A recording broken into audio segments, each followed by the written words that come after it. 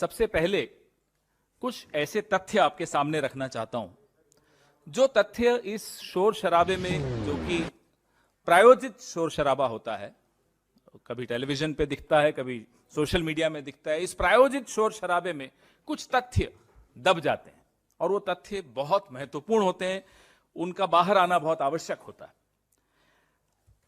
बहुत अरसे से हम सुन रहे हैं स्वामीनाथन कमीशन। स्वामीनाथन कमीशन की कितनी सिफारिशें थी? 201।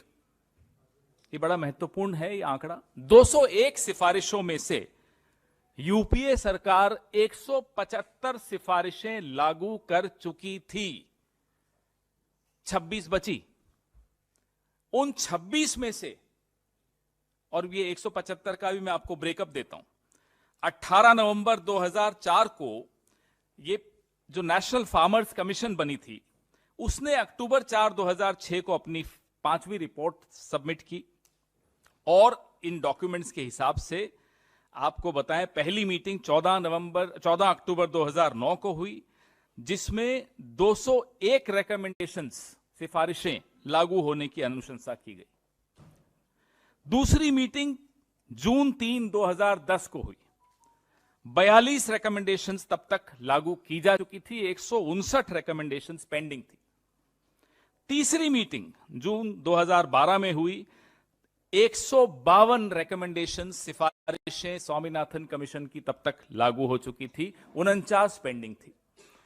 और चौथी और 5वीं मीटिंग जो हुई सितंबर 2013 और जनवरी 2014 में हुई, 25 और लागू हो गई।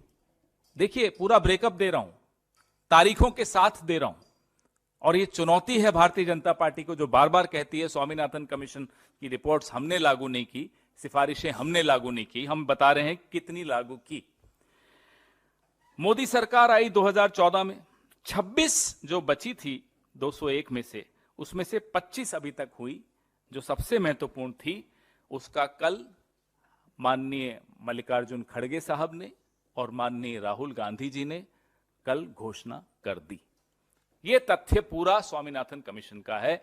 वो आदमी जो समुद्र की बीच पर, हम और आप कई बार बीच पर जाते हैं, कभी बॉम्बे में जाते हैं, कभी केरला में जाते हैं, कभी गोवा में जाते हैं, लाल कालीन बिछवाता है अपने लिए, कहीं साहब के पांव जो हैं रेत पर न पड़ जाएं।